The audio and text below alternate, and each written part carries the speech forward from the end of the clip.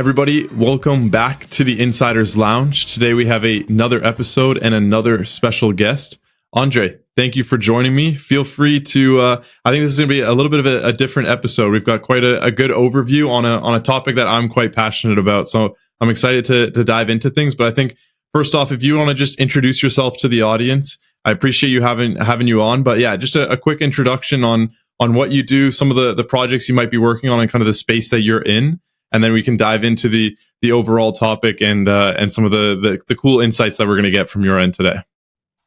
Sounds like a plan, Chad. Thanks for having me. I'm Andre Costa. I'm a native from Rio, Brazil, but based here in Los Angeles. I've been in the US since 2011, so pretty much my whole adult life I've been here in America.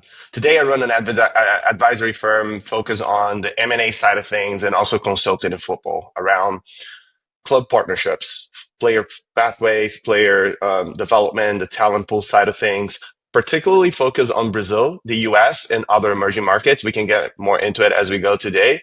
My background is actually in creative technology and commercial strategy. So I'm a little bit of an outlier. A lot of the folks that I speak with that come into football, they come from finance, law, consulting. It's funny because I bring a little bit of the creative flair and different ways of doing things. And I think that helps me a lot when talking to people in the space. Yeah, we talk about that a lot. The idea of like searching for other people's opinions from other markets or other industries that aren't football, I think is so important. Like you see that's really where the innovation comes to play. I think the early days of that on, like, let's say the scouting and recruitment space came from baseball. Like that's really where the data side, the focus on that. And I think there's so many different plays that you can go about that, whether it's the commercial side of things or on the field and so on. So yeah, I'm definitely looking forward to diving into some of these key topics with you today. I think the overall structure, just to give the audience an idea, I think I really just want to dive into the Brazilian football space as a whole, the landscape, but specifically more on the investment side and what that actually looks like in terms of investing in clubs in Brazil.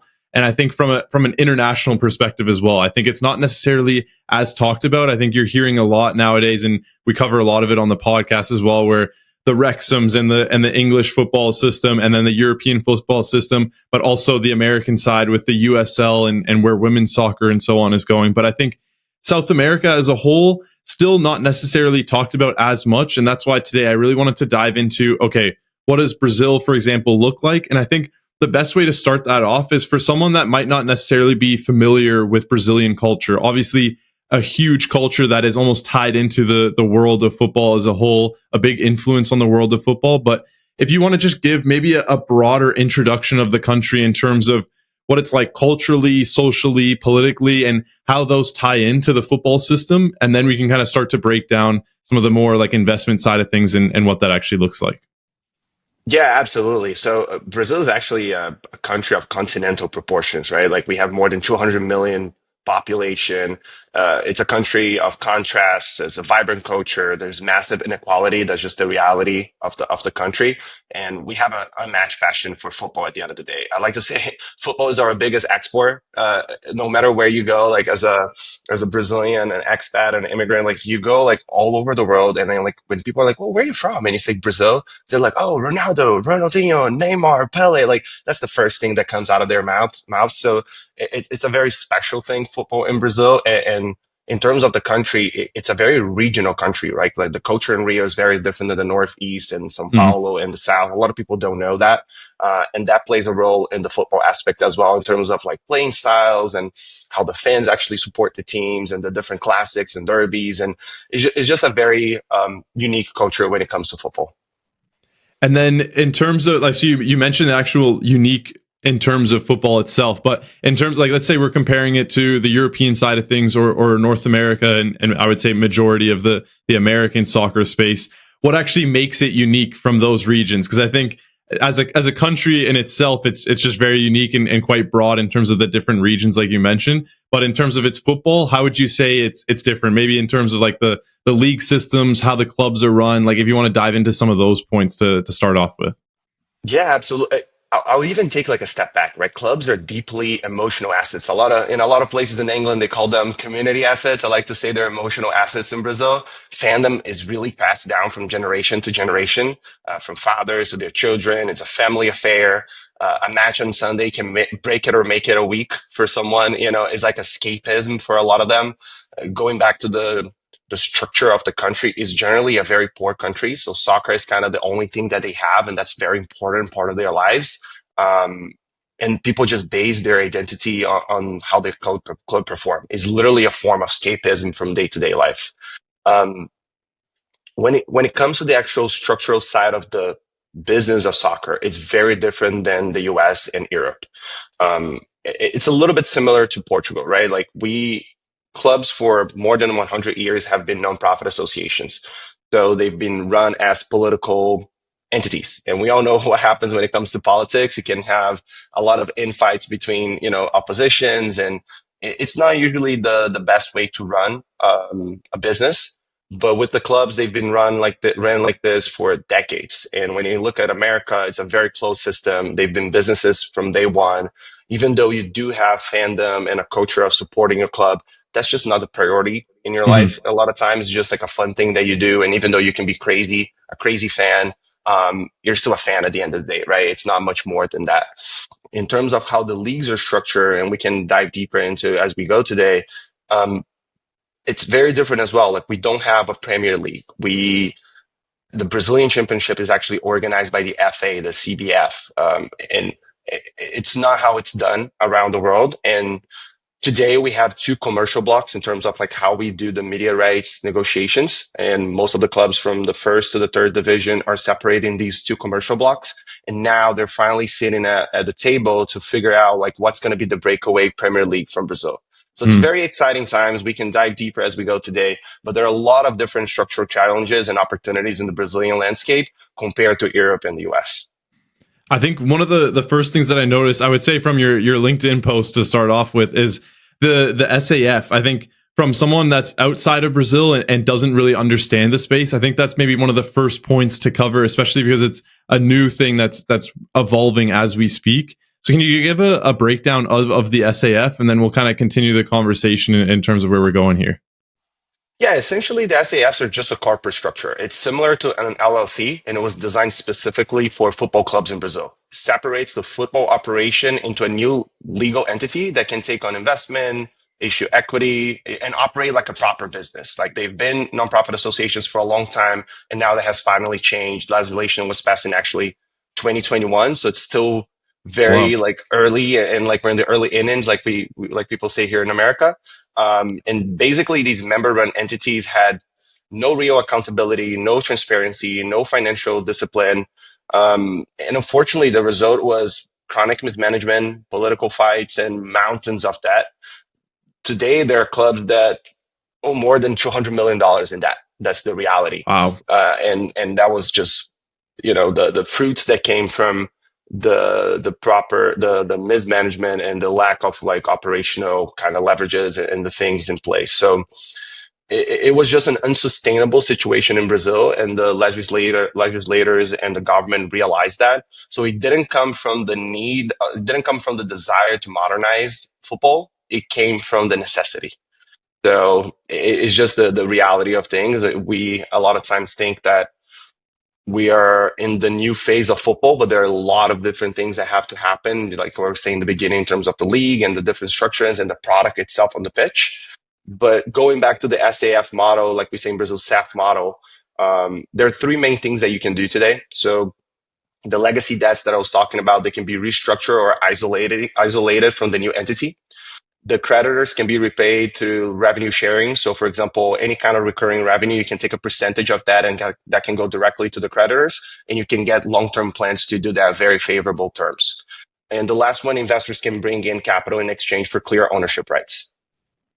And since 2021, have we seen, I don't want to say the floodgates open necessarily, but has international investment started to pour in, or is it very much just local businessmen wanting to get involved now? How has that kind of shifted in terms of from top to bottom, because I think later on we're going to break down, okay, what does it look like to actually invest in Brazil in terms of different valuations and different capital flows of like how much you actually want to bring in. But yeah, how has that kind of shifted since 2021? Has there been a lot of change? Yeah, I would divide it in three main types. The first one being institutional money, like private equity. We had, unfortunately, that was not a very good example, and we all know what happened with 777 Partners and the acquisition of Asco and several other clubs around the world. But we also had Tricorp buying Curitiba. Tricorp is an actual private equity firm from Brazil with one of the main, famous businessmen, like as a part of it, acquiring Curitiba with a real estate thesis. They're in the second division today. We also had multi-club ownership groups like Eagle Football Group with John Textor, who bought Botafogo, and I can share a little more about the success and the pitfalls that they had so far, but it's a very interesting case study. We also had City Football Group, which bought Bahia. Bahia is a massive club in the northeast region of Brazil, and they took a long time to find that club. Like I know a lot about the inner workings of that deal, and they were just like interested in getting into the Brazilian market, but they did a bunch of due diligence and they spoke with a lot of clubs. And Bahia did all the right things before becoming an SAF, and they became a very good target for them. And it's like a flagship club among all the other clubs the City Football Group has in the portfolio. Yeah, should we start? Let's dive into some of those, because I think it's important Yeah. to hear from an outsider's perspective what worked, what didn't work. Like already, I'm hearing from you that the City Group acquisition sounds much more intriguing in terms of an equal approach to the negotiation, where you feel that okay, the club is moving into a new ownership, but it feels like there's something positive, that it's leading in the right direction, rather than, I think as a fan, the worst thing to feel is okay, this next owner that is taking over doesn't necessarily have the passion or the right approach, and then you just know you're going into years and years potentially of negativity. So I'd love to hear some of the positive approaches, some of the negatives, and kind of what we can learn from them moving on in terms of investment in the Brazilian football space.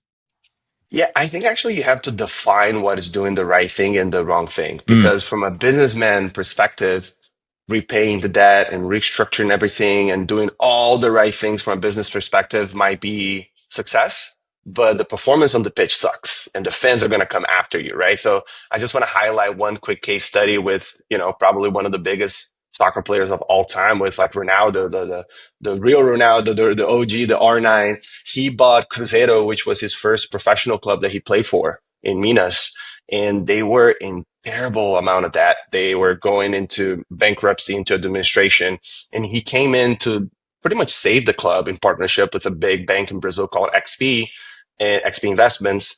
And they came in, did a lot of things right, cut costs, kind of put all the right management in place, but the product on the pitch was just not there. The performance was not there. And he tried to set up the right expectations with the fans. Maybe they could have done a better job of like reiterating that was the direction the club was going, and it would take some years before they could invest in players and wages and all the things that we know that are necessary in the modern football landscape. But the fans were coming after him, like personally attacking him. And that's the reality of like an investor or someone that is trying to come into the Brazilian landscape, is the fans are very passionate. And if you're not properly communicating and doing the things and being out there with boots on the ground, most likely you're going to get burned out. And that's what happened with Ronaldo. The reality was he did a good job from a management perspective, and he turned around the club, which was a big distressed asset. And a local billionaire from the grocery retail industry came in and bought the club. mm, And he's doing a lot of capital injections today. He bought big names. He invested millions of dollars in players to be very competitive. And he is still like learning the ropes. Like he was very successful in one industry, and now he's getting into soccer. He's a true Cruzeiro fan.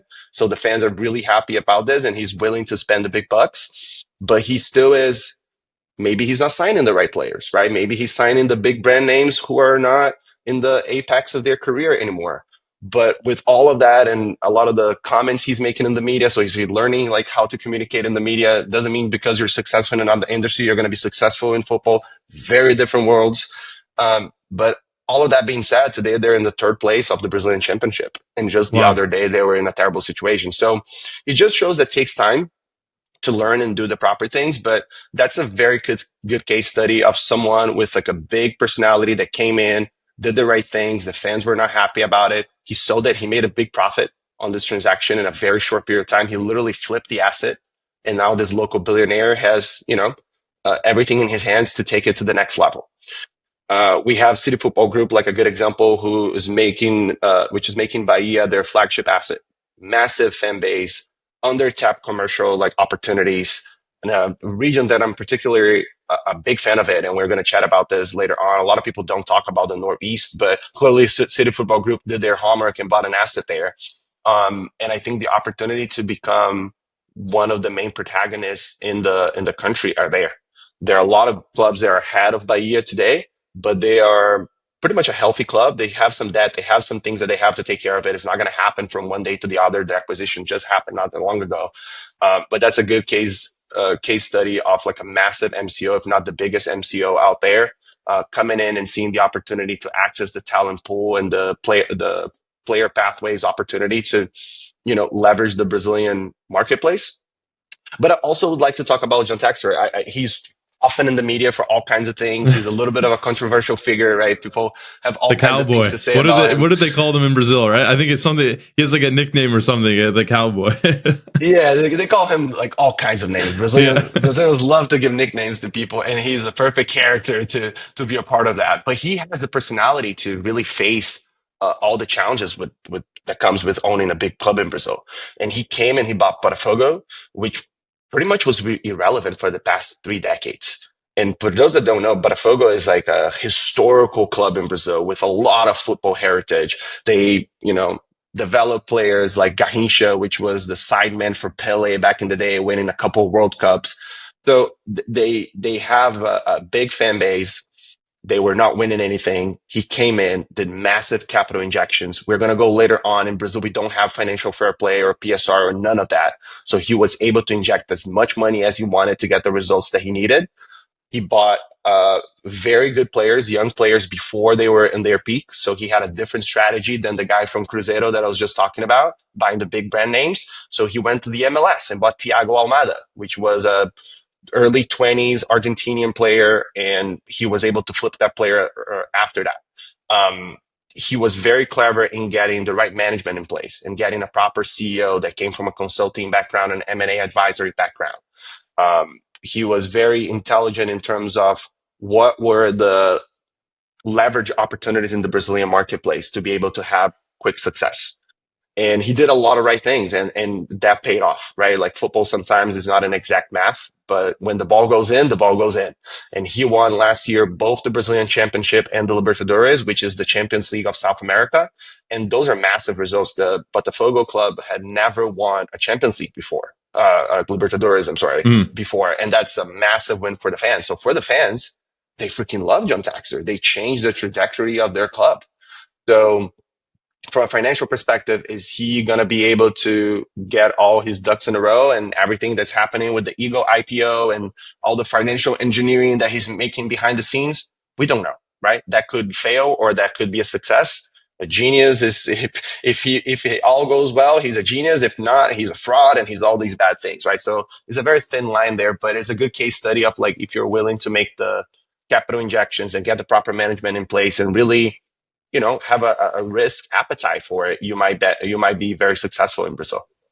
I think what I saw from him basically from the start, I think especially at the start when he was just getting a ton of criticism, is he was just open in saying, hey, I'm American. It felt like this, at least, that I don't understand what this sport is, but I'm willing to put my time and effort into understanding and really becoming a part of the Brazilian culture and understanding what the fans want, what the players want, all these different things, and then starting to turn that around. And I think you're not only seeing it at Botafogo, you're now seeing Crystal Palace just won the FA Cup. That is an insane result for them. Lyon in the quarterfinals of the Europa League, I think starting to make some changes as well in Liga, and like this is happening across the board. And I think it's the same example with City Group. You're not just seeing Man City doing well. They're really across the board building something that's a little bit more advanced in each region of the world that they're a part of.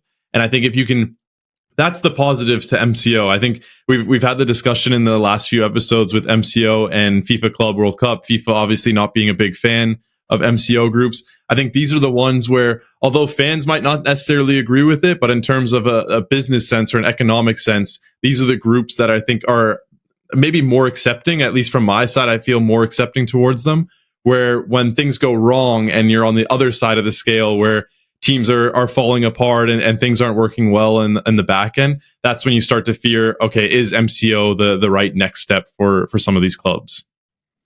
100%. And going back to the first part of your sentence is, you actually need to have boots on the ground and you need to be there. That's what Ryan Reynolds and Rob were very successful in doing. They were going to Wrexham and they were in the community. They were speaking with the players and trying to understand the culture and bringing what they could do best, right? Like they have their own personality. They have their own things that they can add to the table.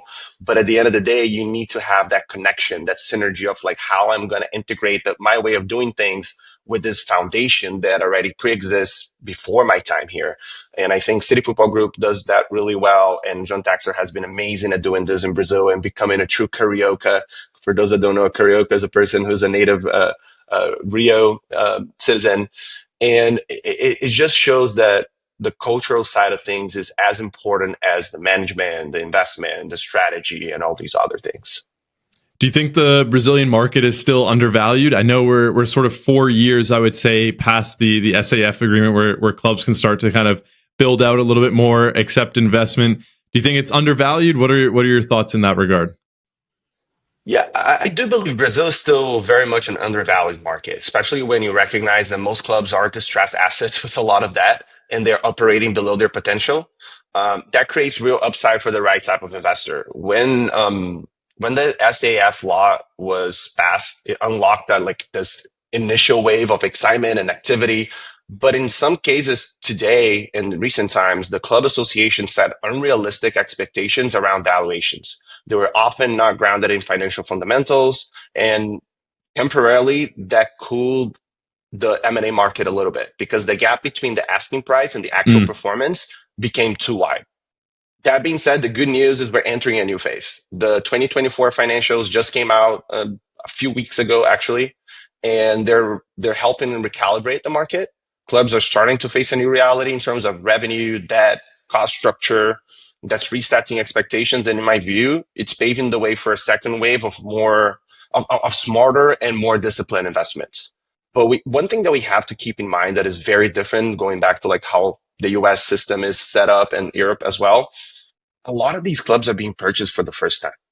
So when you're buying a Brazilian club and if you're buying from the association, the enterprise value is straight up like the cash flow, the revenue, and the debt.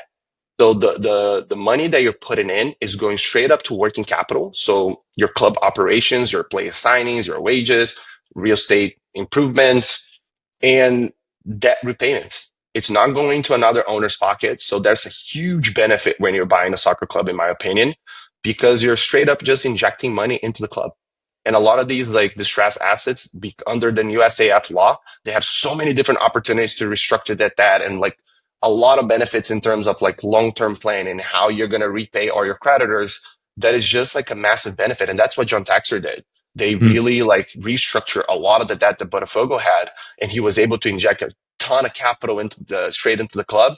And that's why he was able to sign all these big players, because he was like, this is a crazy opportunity. I can just come in, put all this money straight into the club, and I'm going to reap the benefits right away. That's why I believe he had results so fast, because it's hard to build results in football. We all know that. But when you can just straight up put money and get the ROI out of it straight away, that's a different dynamic than just buying a club that already had some owners and you're buying them out and all this kind of stuff. So it's just very different in terms of the dynamic of buying a club in Brazil and Europe. And that's one of the main reasons I think Brazilian clubs are undervalued today.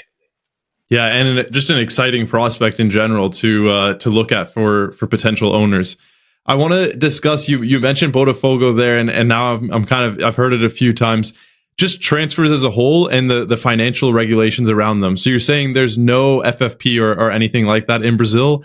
Is that a sustainable model? How does that, like, from an outsider's perspective, that seems pretty insane. To not say it too raw, but it feels pretty crazy. Big discussion today, because when the legislation was passed, it was like, we actually need the investment. We need people to come in and make these capital injections and actually drive the business forward. It just goes back to growth startups, right? When you have a startup, you actually need to inject as much capital and grow as much as you can, so you can then set up the proper, um, business side of things to be profitable. But the legislators didn't want to have a situation where you were limited of how much money you're going to inject into the market and your club. But now some smart people like John Textor took advantage of that. And they were putting a lot of money and they got the results. And the discussion is like, if you just have like a rich owner, you can come in and just put a bunch of money and you're going to like just bypass the competition that have been doing a very healthy kind of sustainable model. And some people don't like that. They don't think that's fair. And although I agree with this, it's all going to come together in this new league. It goes back to the beginning of the conversation. Whenever we have this new breakaway league, they're going to have a brand new product with new rules, new standards, new way of doing things. And I believe the fair play is going to be part of that conversation. Today is a very much wild, wild west kind of situation in that sense. And some of the clubs that are very profitable, like Flamengo, they make more than $200 million a year in revenue, and they are pretty much profitable. Like this past year, they pretty much broke even. They had a deficit of 700,000, but that's pretty much nothing when we're talking Mm. about football, right? And the ability of generating revenue right now is the key driver of the industry. But some clubs are already taking advantage of that in a bad way, and they're getting in debt again, and they're going back to the old habits. So I believe with the new league, this is going to come to fruition, and we're going to have a proper system in place.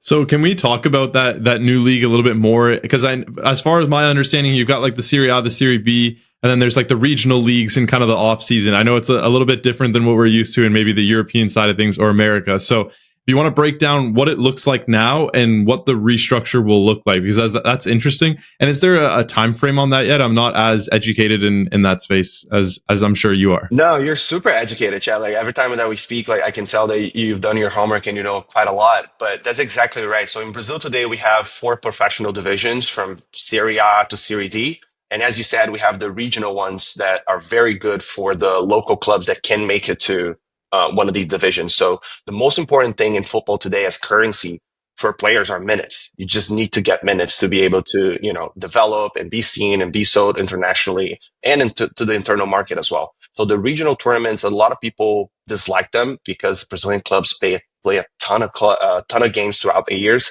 The clubs that make the furthest in every single tournament can get up to like 80 games a season, which is completely Crazy. unsustainable.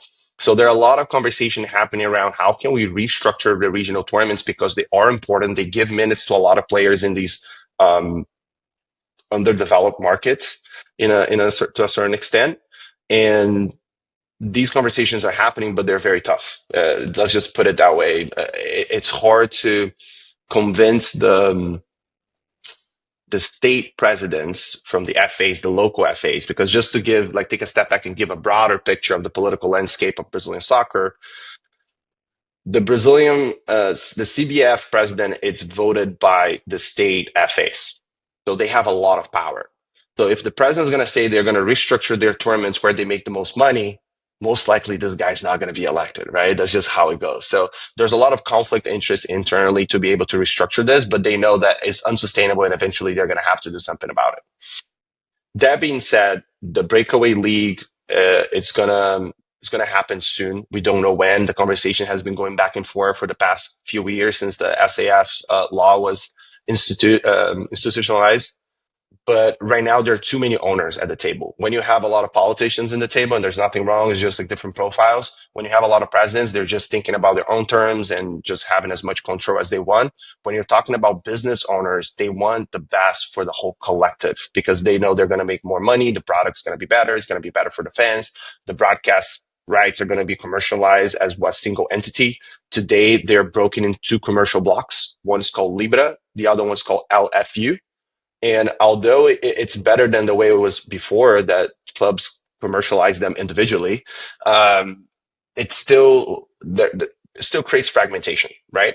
So as soon as we have one league that can negotiate these rights as one collective, all the clubs are going to make more money. Most likely the top clubs with the most fans are going to make a little less, like Flamengo, for example, or Corinthians, which have the most fans in Brazil.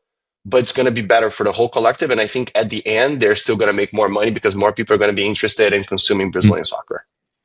What's the just as you were talking there, I thought of it. The Club World Cup from the Brazilian perspective. Is there any thoughts on that? Like, I know there's quite a few Brazilian teams that will be able to attend.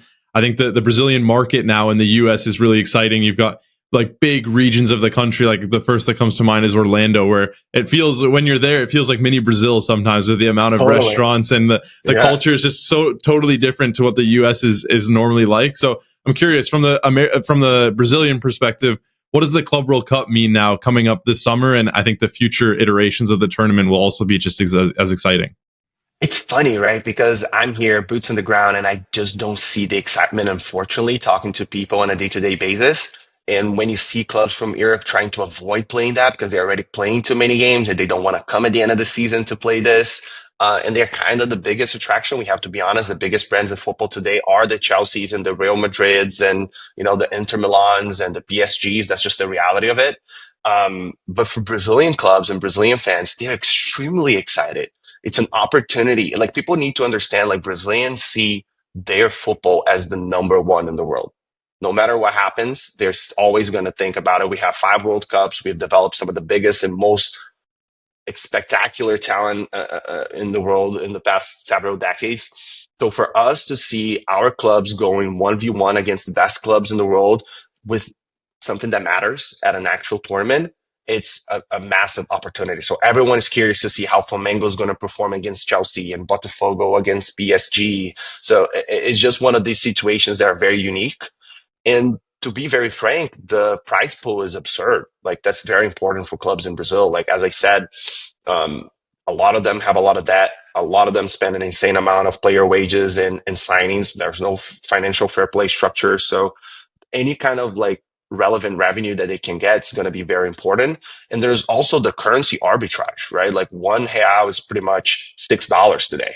So it makes a huge difference in the balance sheet and the bottom line. So it's a very exciting time for Brazilian clubs, but it sucks that it's not the same for the other countries.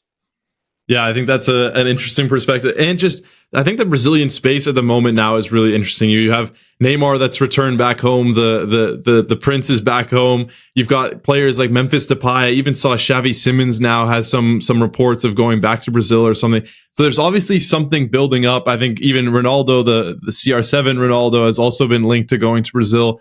And I think, like you say, with these financial regulations, because there's a little bit more freedom in the market and they still have the availability of now going to a competition like the Club World Cup, which I think regardless of what ends up happening, it'll be a massive stage for these players, especially a region like Brazil where you have a lot of these young players or players trying to prove themselves on the world stage and that are capable of doing that. This is now another opportunity to show big European clubs, but also North American clubs and clubs around the world to provide, like, look, this is what we have to offer. And with multiple clubs attending, I think you'll be able to see that throughout the tournament. I couldn't agree more. And it's been such a big trend of like international players coming to play in Brazil. That was not the case like a few years ago. And now we see it all over every single club. Like, Memphis Depay is such an interesting case study. For those that don't know, Corinthians won the São Paulo State Championship earlier this year. And in his contract was stated that he would win all the prize money. So even though they won the state championship from the whole club, he actually went everything to Memphis Depay. So it's just like these interesting things that you can do in Brazil, like being creative to be able to attract this kind of like talent. And we're seeing that more and more. And one thing that I think Brazil is doing really well is one thing that we like to call becoming the NBA of South America, right? All the best talent around the world in basketball goes to play in the NBA. Yeah. And we always said Brazil is the economic motor of South America. We have the biggest clubs, the most money. It made no sense for us not to attract talent from Chile, Argentina, Uruguay, Peru. And this has been happening. So when you look at Brazilian clubs today, they have a lot of top talent from South America, and that increased the level of competition down there as well. All right, so let's transition. I think the next kind of stage that I was really passionate about, and I think where we can go next here is a case study. So if we take myself, I'll pretend to be a wealthy businessman for the next maybe 20 minutes or so, and we'll start with quite a wide range, but then I think we can kind of categorize it or put it into tiers in terms of what different sizes of investment looks like going into the Brazilian football landscape. So if we go from like a 1 million to 1 billion and kind of how that would break down. And I think I can even compare it from the American side as well of like, okay, what would be the equivalent investment and how would that work? Because I think with both Brazil and the US, the financials seem to be quite open and available to the public, which is nice with doing these types of exercises. So I think to start, when someone comes to you with that wide of a range where it really is a 1 million to 1 billion, what is the approach to start looking at, okay, like what are the tiers? Maybe if we can get some of the valuations from like a top Serie A club to kind of the relegation to Serie B all the way down to Serie D and just getting a good idea of, okay, what are the revenue models or the actual revenue that they're bringing in each year? What are the valuations? And then we can kind of start to go in a bit more in terms of how we would approach it between the two of us. Yeah, for sure. But before even talking structure, I want them to get clear on one thing, like what's the goal? Is this about financial return, personal legacy, talent pipeline access, entering a new market? Each one of these paths, either like full ownership, minority stake, or development focus, comes with a very different risk reward profile and time horizon. But number one would be like local expertise, and if they had football operators they can trust. Like having boots on the ground, like we were saying earlier, in Brazil is like table stakes. And the second thing I would advise them would be if they have appetite for chaos. Brazilian football is not for the faint of heart. It's messy, emotional, it's unpredictable. And I would say if the main goal is player development and access to the talent pool, I would suggest exploring different paths, such as club player pathway partnership, which is a little bit of the stuff that I do with my firm. Investing in academies. There was some interest in Marinakis from Nottingham Forest in doing a deal with São Paulo, which has one of the best academies in Brazil, Mm-hmm. or even clubs that their sole goal in Brazil is to develop talent with the intent to sell. There's less pressure, less spotlight, and gives the investor the ability to focus on a longer time horizon. Once we have this like defined, then we can get into the tiers to see what makes sense.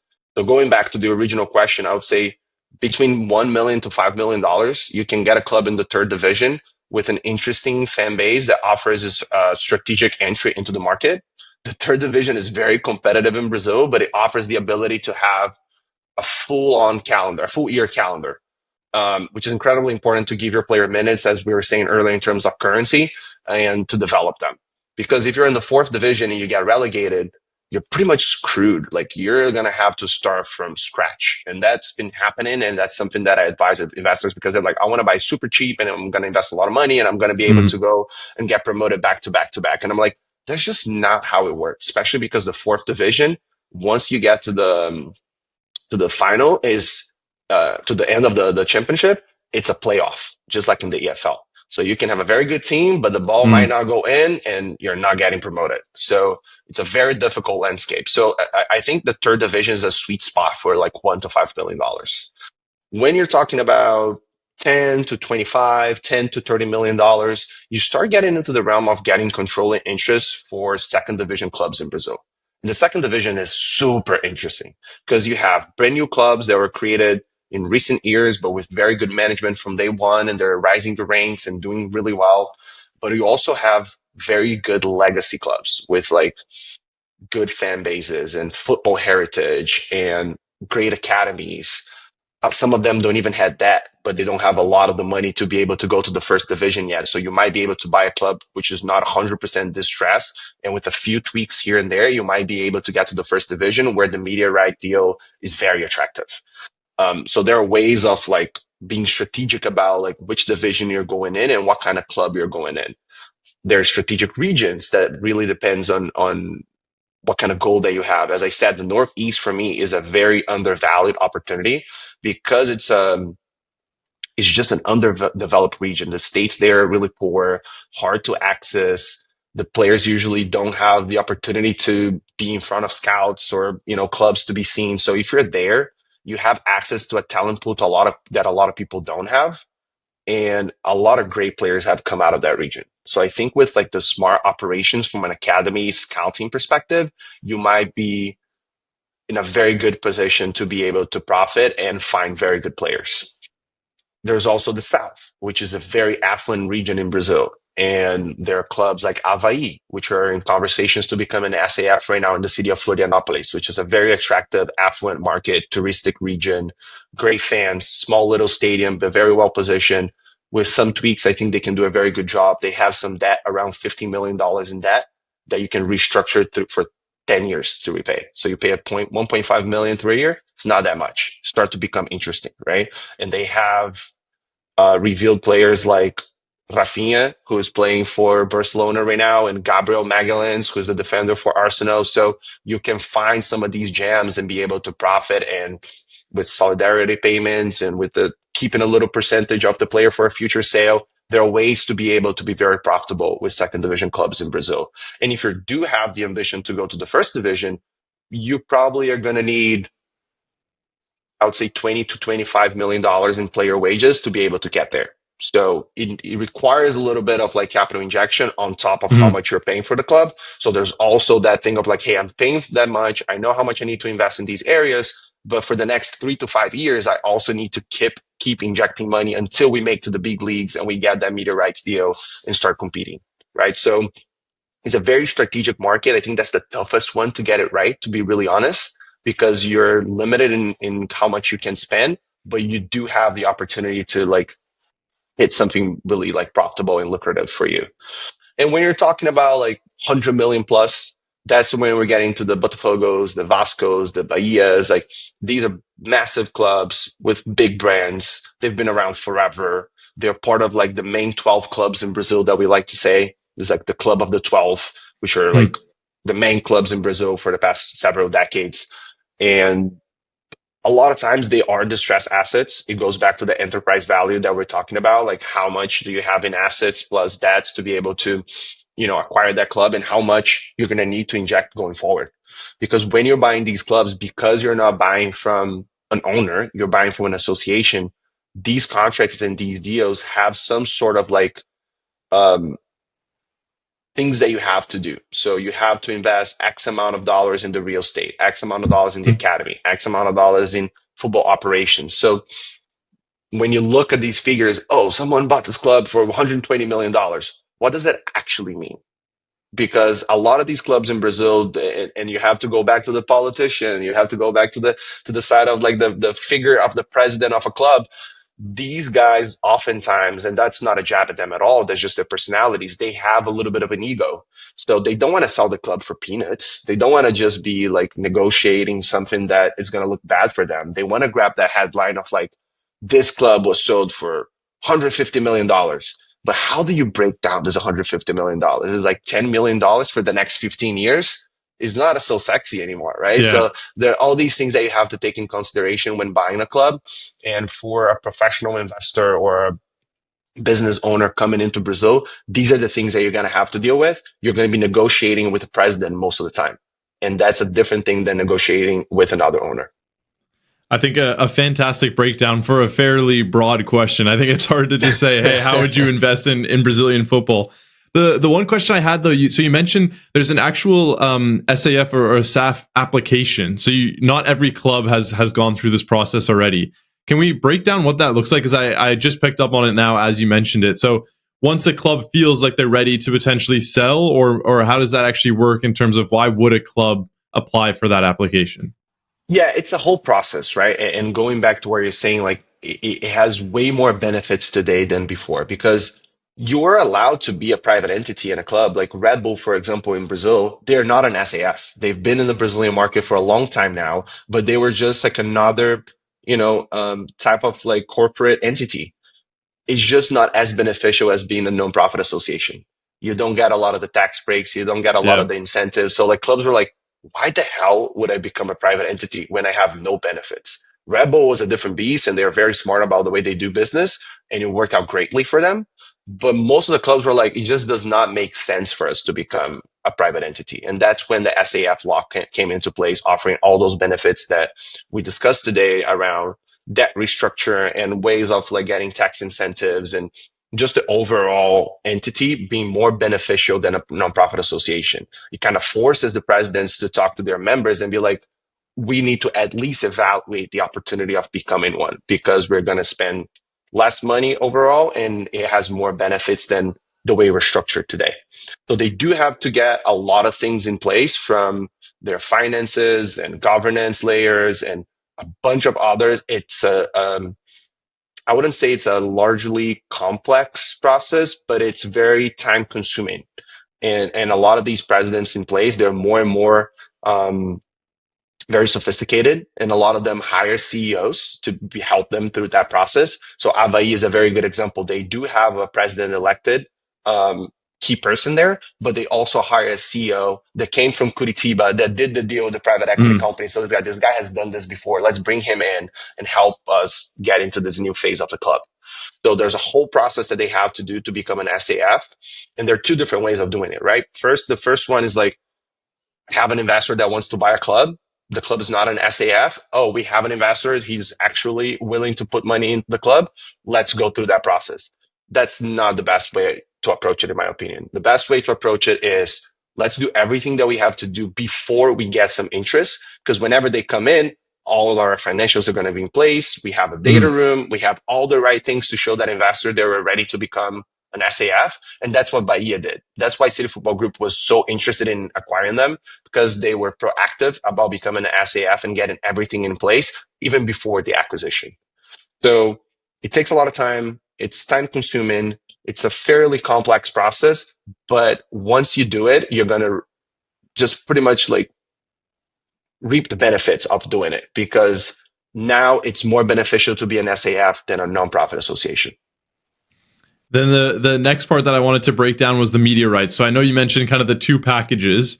What do they cover, and how does that structure work? Because I know obviously if everyone's in one league, once this new league comes about, then it becomes a lot simpler in terms of, okay, this is kind of the structure and how it'll break down. But at the moment, how do those two packages work together? Is it based on like different times of year, so the regional leagues and then the Serie A and B and so on, or how does that break down so that from like an outsider perspective, in terms of someone wanting to invest in a club, they can understand, okay, this is the potential return that I'm looking at here? Yeah, 100%. So just like every other market in the world, like the media side of things became so much more complex and fragmented. So if you go years back in Brazil, the deals were fairly simple and straightforward. Globo, which is the biggest media company in South America and the broadcaster, would go in there, negotiate, and buy all the rights from the clubs.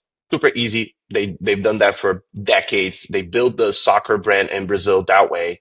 But just like everything in the world right now is changing. So it's highly fragmented. There are a lot more players. They're streaming, there are YouTube channels, there are other like broadcasters in the space.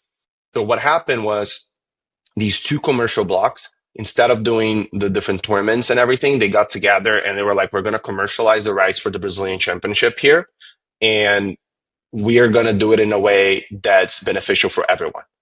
So it's hard to like do that with the Flamengo of the world. For those that don't know, Flamengo is the biggest club in Brazil by revenue, by number of fans. They have a lot of leverage, and they're like, why the hell? And it's very different than the US system, going back to what we were saying earlier, where everyone's working together. They have equity in the league. They're trying to help each other out in many different ways. They collaborate.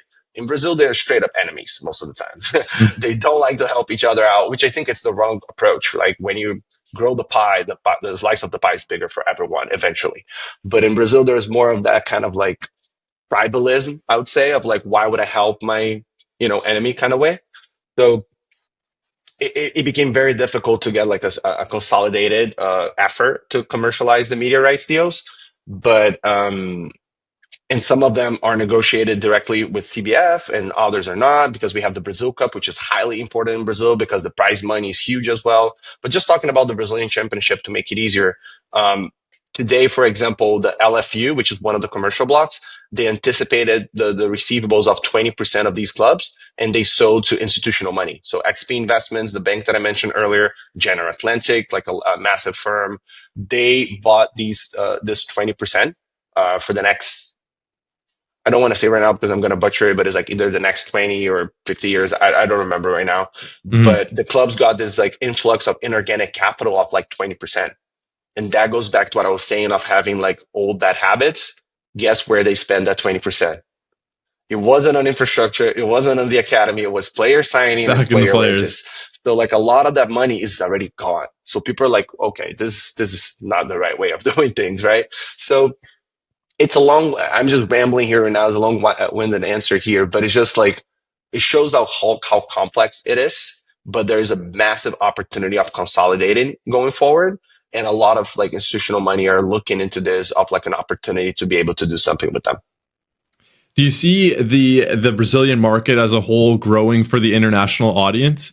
Like I look at like a Depay, for example, going across, like surely that brings some sort of international viewership in terms of I've watched a lot more Brazilian football since he's joined or since Neymar's come back or all these some of these players that are even a Thiago Almada, for example. I would have probably never followed a player like that if he wasn't already in the MLS. Now I'm a North American, so I'm like, oh, I wonder how he's doing. I kind of keep up with his clips and so on. I'm starting to Mm-hmm. follow more and more on social media. Are we seeing a growing presence in the international market? I know that the Brazilian market, what people don't realize is 200 million people. So even if you just have your local market watching, it's enough to have a very strong league That's right. and a strong viewership model. But is there a growing aspect in terms of the international audience? I'd be curious to kind of approach it like that as well. I'm going to have a bad answer for that. I'm going to say yes and no. Yes, because exactly what you said. People like are following players and they want to see these players, whatever they are. And sometimes it's in Brazil, sometimes in another market. It doesn't matter, right? They're following the player and they want to see those guys in different circumstances and environments. So because of that, I think that will be an opportunity to sell the rights to different markets. The other side of the coin is Brazilian clubs have been terribly at marketing themselves. People don't remember, like most of the folks probably don't remember, but in the 90s, Brazilian clubs were the best clubs in the world. Like we would play, São Paulo would play Barcelona in the final of the World Championship, and they would destroy them. That's always the reality. But in the 90s, it started the globalization of soccer. Like Man U is the perfect example. They had Mm-hmm. the opportunity with the generation, with Bex leading the efforts, and they globalized the efforts to marketing in Southeast Asia, in Japan, in China, and all these other places. And that's when they became a global brand. And I think the Brazilian market kind of missed the mark there. And they lost like decades of the ability of developing their brand. So people are not interested in watching Flamengo or Corinthians or São Paulo. They're interested in exactly in what you said. Like I want to watch Memphis Depay and Corinthians. That's kind of the mindset. So I think there will be opportunities to commercialize internationally more because of the first part of the sentence that you share in terms of the players being able to play in Brazil now more than the ability of watching these awesome clubs. Yeah, and I think the Club World Cup again, that's where it comes into play, where fans will go and see Flamengo. They'll go to Chelsea versus Flamengo because Chelsea's playing. Then they'll be, oh wait, Flamengo is actually this is a totally different type of football than I'm used to playing. Let me go keep an eye on them, or at least follow them on Instagram or social media. And then I think that's how you build it. And I think that will happen globally with all the different teams coming to play. You've got South Korean teams, Japanese teams, teams from New Zealand, and so on. And I think that's the beauty of having that globalization. I was curious. I think every market kind of approaches this differently, but how would you say the approach, because it kind of lines up with what we're discussing there, the focus on the footballing side of things and the commercial side of things for each club? How does the Brazilian market as a whole approach that? Is it something where there's a huge focus on the commercial side, maybe not at the international level, as you've mentioned there, but even locally? Is there a commercial focus, or is it very much just like you said, okay, we're going to take our 20% that we're getting from the TV rights and just spend it right on players? Or is there a reinvestment aspect of, okay, how can we grow the club image? How can we build other aspects of it, the infrastructure, the academy, and so on? Yeah, it's definitely not all bad. Like a lot of the clubs invest in their academies and the training grounds. Some of the facilities are state of the art. When you look at Palmeiras and Flamengo, they're probably better than a lot of teams in the Premiership. Like Mm. it's very high level. It's just not the majority of the cases, but more and more they're seeing that like if you invest in your academy, probably the time horizon to get the returns are 5 to 7 years. Because if you're investing in a player, there's like 12, 13, 14, that's how long it takes to like see them actually come into life as a professional. And in Brazil, that's the reality of a lot of clubs. They need to sell players to be profitable or not to break the bank. That's pretty much the model, right? You need to be able to sell players. So there is an investment in the academies, in training grounds, in better professionals, in management, in coaching, and all that stuff. That being said, there's an undertapped opportunity on the commercial side of things with sponsorships. Today, most of the clubs make their money from sports betting companies, which is very troublesome. Like if one day there's legislation passed and from the jersey, like Premier League, are not allowed anymore, I don't know where the money is going to come from. So there's a larger need to diversify that sponsorship and commercial revenue today. And I think the clubs are starting to realize that and starting to create a better commercial strategy. And hopefully we get to see some of that coming to life in years to come. But there's a heavily reliance on sports betting companies as of today. I think we can wrap up here with some quick fire questions. I've got a few different ones that we can go about. I think from my personal side of things, what is one book or podcast or just some idea, person, whatever it might be, in the last week or so that you've really been interested by, whether they influence you in terms of how you operate or just some interesting points that you've gained from them? Well, does anyone come to mind? I'm a big fan of Roger Mitchell's writing. I don't know if you're familiar with him. He's like a Mm. Scottish guy who lives out of Lake Como, Italy. He writes a lot of essays about the sports industry. He was the lead of the Scottish FA for a while.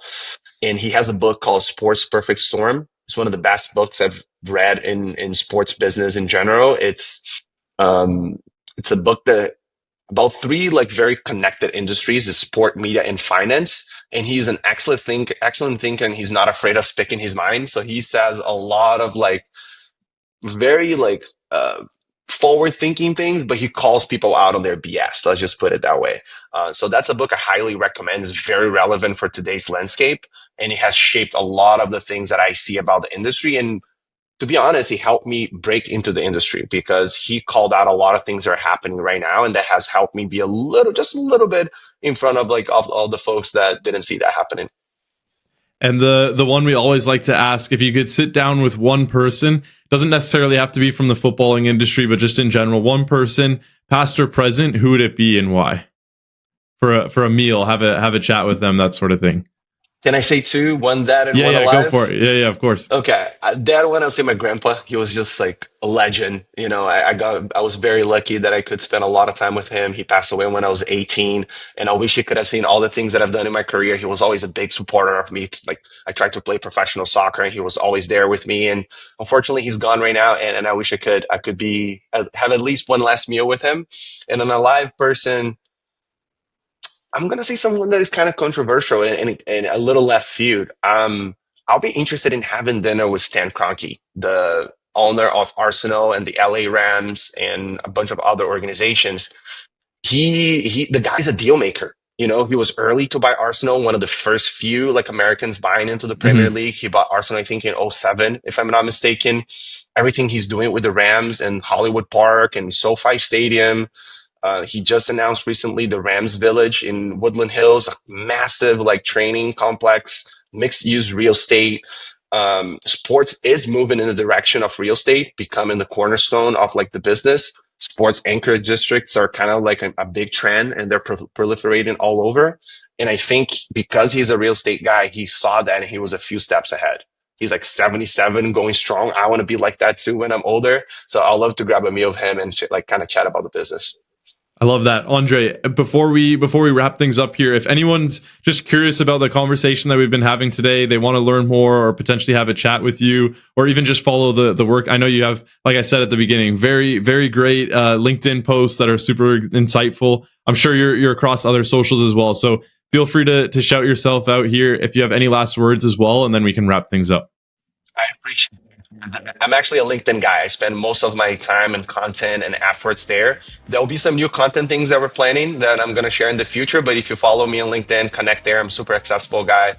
You're definitely going to be one of the first people to know. Perfect. Andre, thank you again for your time, and we'll speak soon. Thank you so much, Chad. Appreciate it.